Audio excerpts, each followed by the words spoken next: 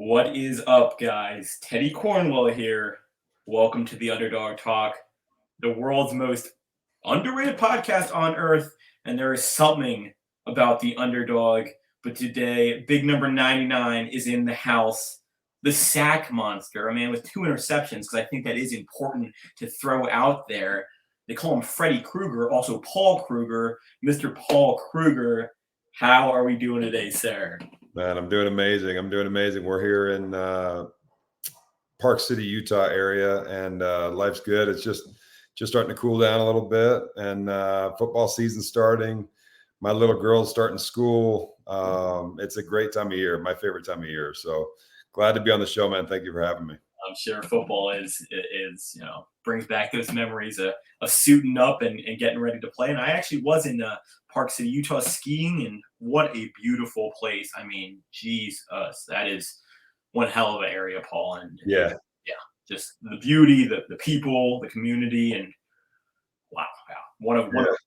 lots of love out here. So many amazing areas in the country, but this is home to me and to us now. And my wife's actually from Cleveland, Ohio area. And so when I played there, we met, but she's since become a West Coast mountain girl. So we love it. It's all good.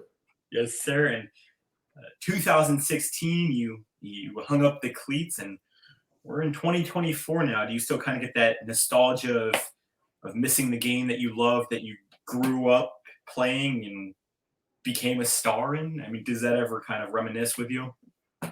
I do miss the game. I miss the game a lot. It's such a unique opportunity to be with a group of guys that you really become uber close with in a short period of time, especially guys from different backgrounds, cultures and ethnicities, and to be able to come together from all walks of life and really form a bond and a unity that's unlike anything you experience in life. And then the excitement around the game, the media, all of the things that surround, an NFL team is just very, very exciting. I think other than being like a famous musician, being a professional athlete, especially football, because the crowds, in-person crowds are just so massive. It's just a very, very unique combination. And so I do miss it. I'm glad to be where I'm at in life. I've got 3 little girls and some businesses and my wife, and so life's really good. But there's a lot of days where I'm like, man, I would love to get back out there and go back to war. So great times. I couldn't be more grateful for my experience in the league. It was a lot of fun. And I've been able to kind of, a lot of professional athletes say that thing. They miss that war. And Brian Urlacher was on the podcast. He's like, I don't know what to do anymore. Obviously, you both of you guys have a family and stuff, but kind of missing that game aspect. Why is it so hard to transition from the game you grew up on to, I don't want to say civilian life, but almost regular life again? Why is it so hard? Yeah, I think there's a few facets to it that make it really tough. When you get to the NFL, even in college, there's so much structure to life, right? So you pretty much know, most of the working hours, all of the working hours, most of the hours in a day, what you're going to be doing. Your job is very clear. It's a competitive environment, so your focus is required at all times, and performance is what pays. And so I think that's an element that is a challenge to figure out and catch a rhythm in. Is life then, after you're done, becomes virtually free, and you become freed up entirely.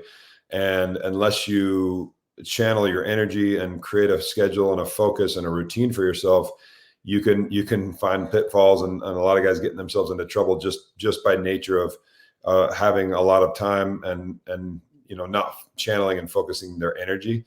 I think another element that's hard to overcome for a lot of guys is just your whole identity as a human being, for the most part, revolved around this game, and it revolved around, what it brought to other people around you, what it brought to yourself. And the game is really what you're connected to from an identity standpoint, almost entirely. So once that's removed, there's a sense of purpose and a sense of belonging and an identity crisis that can take place. And it requires you to basically, build a new value proposition for yourself, re-identify who you are, where you want to go in life, what you're going to spend your time and your energy on, and kind of resetting your goals, recalibrating your mind, your focus, and where life is going to take you next. And so it is very challenging. It's something that I believe, everybody has to work through in their own way. And it can take time, but it's worth figuring it out and making a good transition, because it just, the NFL itself and some of the benefits and the financial freedoms that come from playing for a while, it really can be a serious springboard to life. And oftentimes, it doesn't work out that way, which is really sad, because it can certainly provide a tremendous amount of opportunity and financial freedom, and as long as you're making good decisions. And it's a 365 kind of career. And when you do step back from that game, it's almost like looking in the mirror and saying, okay, I'm Paul Kruger. I'm more than a football player. I'm a husband. I'm a father. All that, and kind of how to kind of reassess yourself. And I don't think a lot of people can understand, because not a lot of people play professional sports. That's just what it is. Unfortunately, and that's just the nature of the game. Now, when did you know that football was your thing? Was that a young age? Obviously, you went to Utah, for your letterman, I believe, as well in high school. So kind of was football in your DNA growing up? It was, man. I was obsessed. I mean, I was always, sports was my life. I mean, it was everything to me. I mean, it's actually weird to look back and think about it, because now it has very little other than golf and hunting and and watching. I mean, it has very little to do with my life at this point. But prior, it was really all that I thought about. It's all my goals, my ambitions. Everything was tied to the game, and so it really did kind of come early. Now, physically, I was a late bloomer and developed later on in life, and after I was in my 20s. But mentally, I always wanted to be a player. I always wanted to be I always wanted to play at a high level. I didn't even know what the NFL was, but I just knew that was where all the top dogs went, and so I wanted to play. So for me, it's always been in my mind since a young age. And my father played at Oregon State. And so, it was definitely in my family history and everything, but I was attracted to it and loved it and wanted everything I could have, from an early age. And it just was kind of a natural thing. I was very competitive and, just loved to compete at that level. 100%. And kind of going back to it, football is just the game that we love, and there's so much more. But I think it also kind of creates you into who you are. Kind of, what lessons did you learn in the NFL that you believe translated to where you are now in terms of leadership, discipline, all that, Paul? Yeah. There's so many. I mean, God, that's a whole nother podcast. But there's so many things I learned from the NFL that translate. I would say, some of the most basic is basically becoming obsessed with the fundamentals, and then stacking good days of practicing and becoming obsessed with the fundamentals. And the more you stack, good day after good day and hard work after hard work, it's these little wins that end up over a year's time becoming a massive gap between you and somebody you're competing against. And so, that's one of the key takeaways for me, especially early on in my career, was, if you just work hard, if you just get a little bit better, if you just become a little more crisp, a little stronger on a daily basis, the transition you can make to becoming somebody that's a hell of a player, it speeds up really quick. So it compounds. I would say, another one is in essence is learning to be in a hard environment and fighting alone, finding it within yourself to meet the challenge, to meet the moment, you get knocked down, you have guys that are hard on you, you're going through a lot emotionally or mentally or whatever it is. Learning how to go inward and find strength to then overcome what you have to overcome is something that's been a huge, I guess, strength and resource that I've been able to tap into in other ways. And football really taught me that. I mean, I remember going to the Ravens my first year, and it was just a hard time. I mean, I was mentally and physically drained. I was in a tough place. I was in an area and with a group of guys that I was just totally unfamiliar to me. Super, super competitive. The team was largely, made up of veterans, older guys, super established careers, Ray Lewis and Ed Reed and Terrell Suggs and, you name it, these guys were playing at a high level. And so for me, I've always been sort of the guy, on my teams. I was a quarterback in high school and the man at Utah. And then I get to the Ravens. I'm just a pipsqueak, that has to work his way up. And that was hard for me. And it made me angry. It made me, just really want to prove myself. And so, but as you're experiencing this challenge that's in front of you, it's like, man, I got to climb this mountain, and I need respect. I need to prove myself, and I need everybody to see it. And a lot of people shrink in that environment. And I watched it happen over and over again, where people had the tools physically and but they didn't allow themselves to fight through that internal battle. And so football really taught me that, is just harnessing self-talk and whatever you call it, meditation, or just going inward to yourself to finding the best and most needed version of yourself for that particular moment. That's been very helpful in transitioning to business and real estate development and different things I'm doing, and even being a father.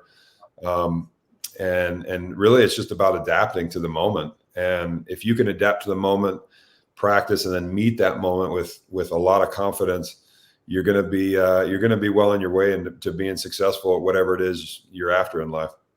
Yeah. And one thing I always admired about you was you did adapt, obviously, and the Ravens were a great example where you adapt. Obviously, you change positions, you slowly creep into a role where you are a very significant part of that defense, and a very crucial part of that 2012 team, which won the Super Bowl. And I mean, 2 sacks in the Super Bowl. I mean, it just game-changing moments that you made because of the way you kind of just said, hey, this is me. I'm a level up in a way. You leveled up, and each year you leveled up. And what was that leveling up like? Obviously, you kind of talk about it. What was the actual work that went into becoming better and better each year? Not just the bulking up like you did, but analyzing film. How much was all of that impacted your changing of your game, Paul? Yeah. There's tens of thousands of hours that went into learning how to rush the passer, watching other players, figuring out how they did it. And then it's really just practicing to an obsessive extreme level, to where, you're trying to do things that your body is fighting you, and like, can you bend while you're running full speed at this level? Can you get underneath this player's arm and or can you use some sort of a move to get their balance going one way?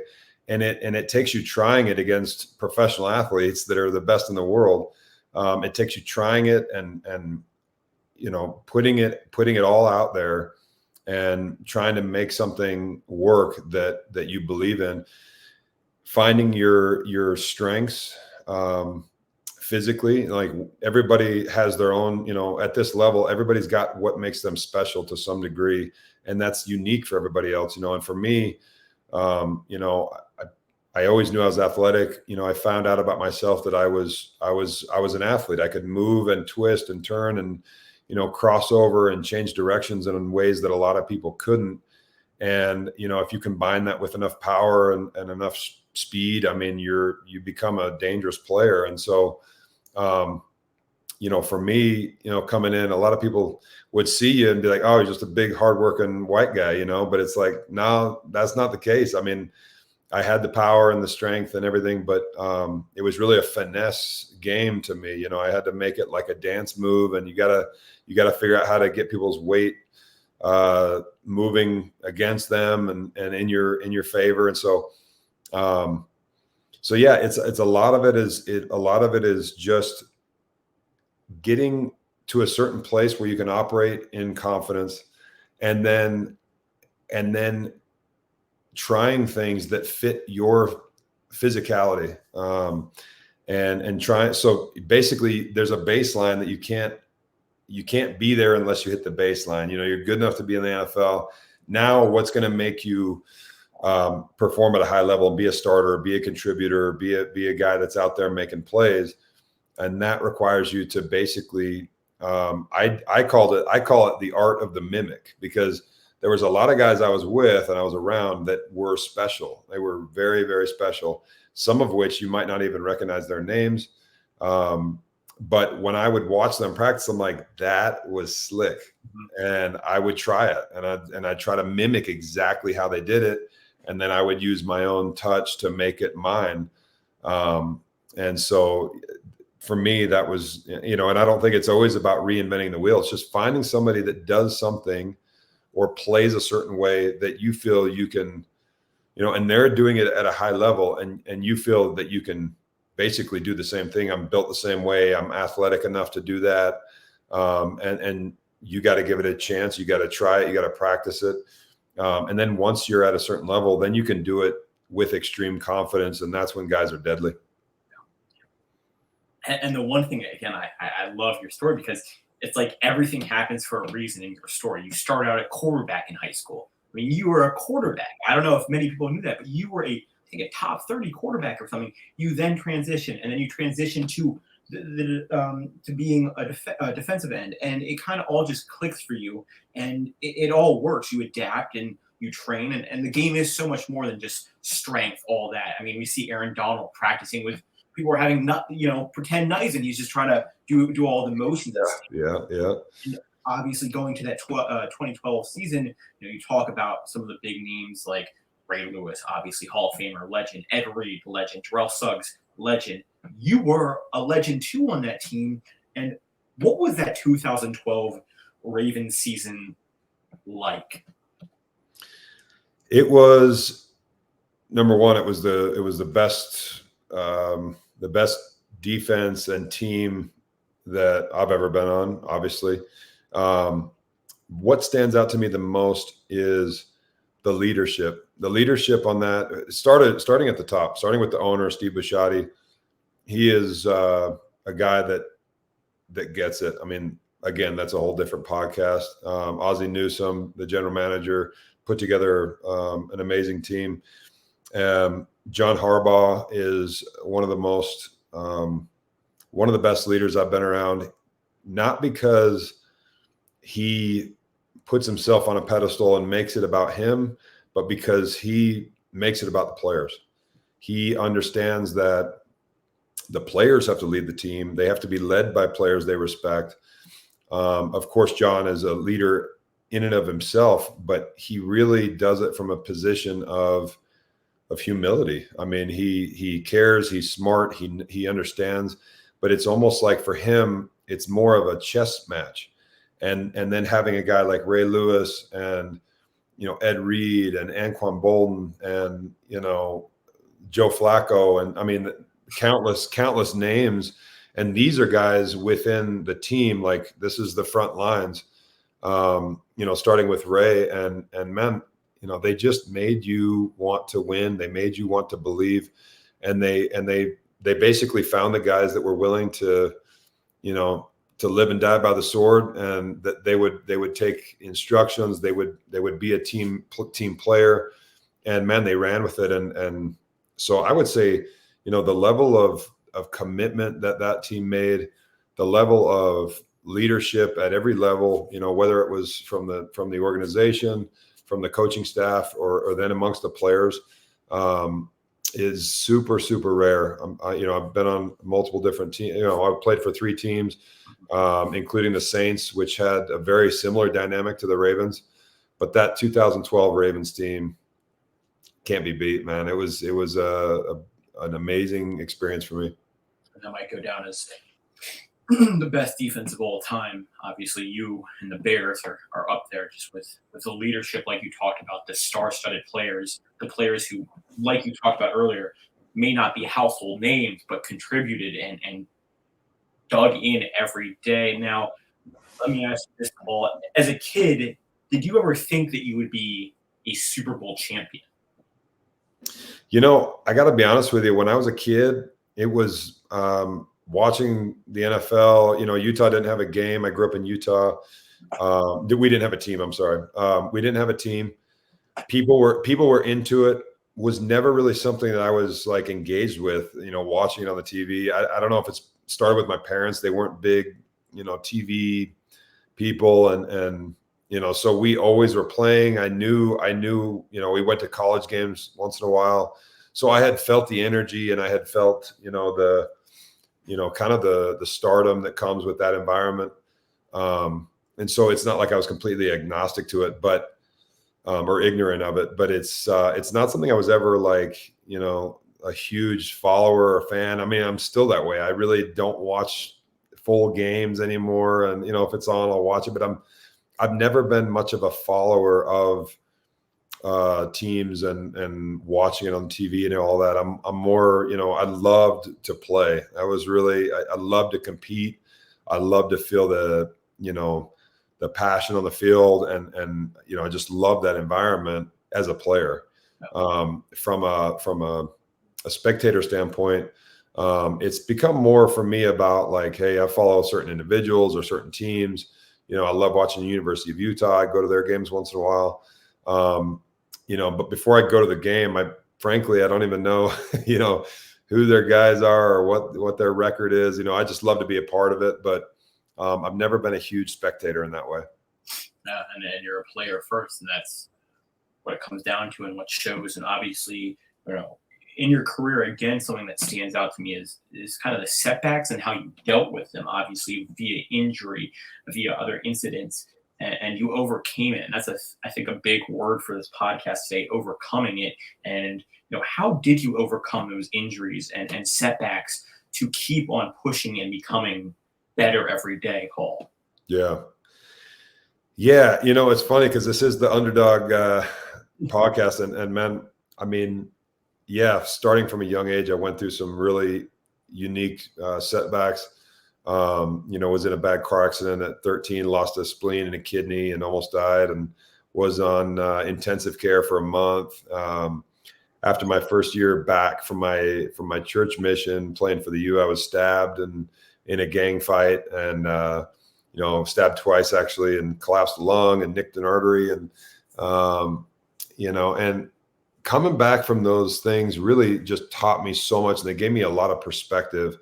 And one of the things that they made very clear to me was that life is fragile, that life is finite, but that you have to give everything you got to what your goals and your ambitions are, including simple things like your family and your friendships and your bonds and how you spend your time. I mean, it really just lit a fire within me, because like, man, especially when I was stabbed in college, these guys try to take my life. They try to take everything from me. Like I haven't had kids yet. Like they tried to take that opportunity away from me. And it's like, as I sat in the hospital bed thinking about that, it really was very eye-opening. Like, man, you have to capture and seize every moment in life, and you have to be willing to literally die for what you love and what you want to do. And if you take that approach, I believe that you'll be 100% more successful at anything you do. The other thing that I've noticed in regards to using those setbacks to catapult you is, if you attach your goals and you attach your ambitions to things that are bigger than you, whether it's religion or whether it's your family or creating a legacy or providing or whatever it is. I mean, for me now, it's about my children and my family and legacy and all that.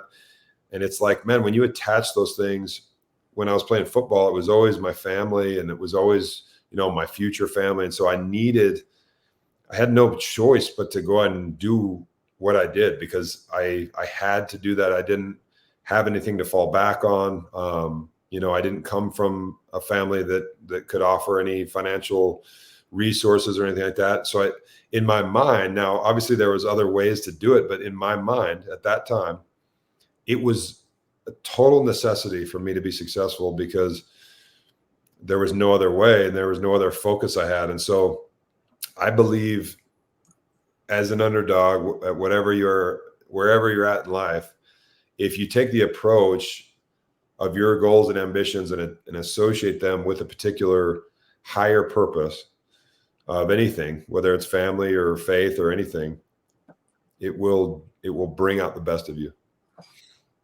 Man, no, that was deep, and I think every day is a blessing with whatever you believe in. I mean, cherish every day. I think that's what it comes down to. Cherish every damn day, because I don't think I think like you said, we take stuff for granted sometimes, and I think we take life for granted, and I think we gotta enjoy each day, each minute, each second, and just yeah, I love that. Now, finally, I want to end on a positive note. Obviously, you've inspired so many young people, so many young athletes. What would your biggest tip be for someone who is looking to make it to the NFL like you once were, sir? I would say the biggest there's there's a lot there, but the biggest thing I would say that I drew from my experience, and what I saw out of a lot of people, is that if you want it bad enough, you've got to be willing to fight to the death for it. And I mean that in a way that's almost literal, not that you're going to die, but you've got to be willing to fight. You've got to be willing to be uncomfortable. You're going to be in a situation. I grew up in Orem, Utah, which is like white bread, Mormon country, not a lot of diversity, not a lot of crime. And I got in these environments where, you're going up against people who haven't had the same experience, and they can be ruthless, and they can be, and they are looking after their own, and they could be angry about that. They could want to make you look stupid. They could want to hurt you. They could want to take your position. And I saw a lot of people come in and they walked on eggshells, and they let guys take advantage, or they let guys, even though they might have been the more dominant player, but they weren't willing to get uncomfortable enough to, throw the gloves off and say, let's go, or play in a way that exposed somebody else or gave them the best opportunity. And so, once you reach a certain level, I would say it is mandatory, and it depends on position and personality, all that stuff. But for me, the biggest takeaway in watching myself and other people is, if you are willing to do whatever it takes to stand out, whatever it takes to be the best player at your position. And that might mean pissing off starters or getting in a physical altercation. That might mean, it might mean a lot of things that make you uncomfortable, that make other people around you uncomfortable. I was on scout team my first year, and I was angry about it. I wanted to be a starter, and I wanted to be the man already. But it was necessary for me. I mean, it was a great step for me. But I remember going against starters, and I was pissing people off right and left because I wanted to make plays. Scout team is there largely to give the offense or the defense a really good look. You're not there to stand out. You're not there to show off or make great plays. I didn't care. For me, I don't care if it was the highest paid guy on the team, if you're going to line me up against him, I'm going to run through his face, and I'm going to do it every time I can. And nobody's going to like it, including the coaches or the defensive. Nobody's going to like it. But if you're not willing to do it, you'll never rise to the occasion. You'll never stand out. You'll never know how good that you could be. And so for me, a lot of it is about, it is all you got, and it is you against you. and don't let any pressure from any outside influence, whether that's a coach or whether that's a player on offense or defense, or whether that's your other teammates that are playing the same position. You cannot let anything hold you back from shining and being the player that you could be. So be your best, in any occasion. And if that requires you to make other people uncomfortable or make yourself uncomfortable, it's like, have the bravery and the courage and the fight and tenacity to go out and make it happen. And so, that's what I would say was the biggest lesson for me in my first year. And then that first year really solidified, everything thereafter. As soon as you gain respect from yourself and from others, it's a whole different atmosphere in your head. It is a whole different atmosphere. If you don't respect the way you're playing and you're kind of nervous and you're not operating in a position of confidence, nobody else, think about if you don't have a lot of respect for how you're doing something, what do you think everybody else is thinking? They don't respect it either. And the minute that you love, even if you're pissing people off, you love in your head what you just did. That's confidence. That's power. That's dominance. I'm playing in a dominant fashion. That's how other people will start to see you. And that just makes everything, it makes everything more fun. It makes everything easier.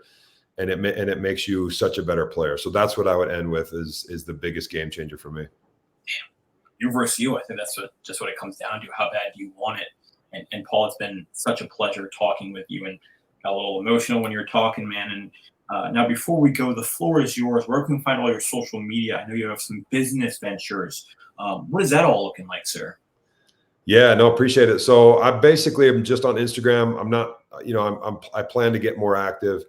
I believe it's at Paul Kruger _99.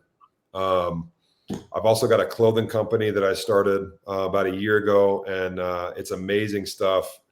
Products that are made in Italy by some of the best manufacturers in the world. And that is the handle on that one is at Rover Sport. So ROVOR. It's an O at the end. ROVOR Sport. So at Rover Sport on Instagram. And then our website is roversport.com. And again, that's ROVOR. And it's awesome stuff. I'm really excited about it. We're making basically like rugged luxury men's goods right now. So it's made in Italy with some of the finest materials in the world. It's all performance-based stuff. So it's beautiful. It's beautiful stuff that's got a lot of ruggedness and a lot of properties that make it strong. And so it's mixing this elegance and strength and delivering some amazing products. So we just kind of launched that last fall, and I'm really excited about it. I've thought about doing some coaching in kind of the mental fitness, mental space. Still kind of flirting with that, but pretty fired up about it. But yeah, those are kind of the ways to keep in touch with me is Instagram. I'd love any support on the Rover Sport stuff. I'm really excited about that. So life's good, man. I got a wife and 3 little girls. We live in the beautiful mountains of Utah here. And, if I'm not golfing, if I'm not working or with my family, I'm usually, golfing or hunting. So, we ride horses a lot. Life's really busy with little kids and businesses, though. I can tell you that. Damn.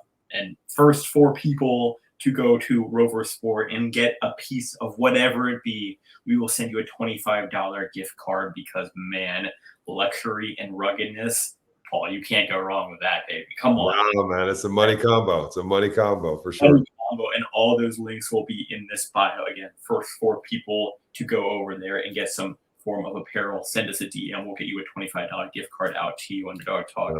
Thank you, Teddy. Appreciate it. Thank you so much for coming on the podcast and talking with us. Guys, don't forget to like, comment, and subscribe on this podcast. Until next time, the Underdog, big number 99,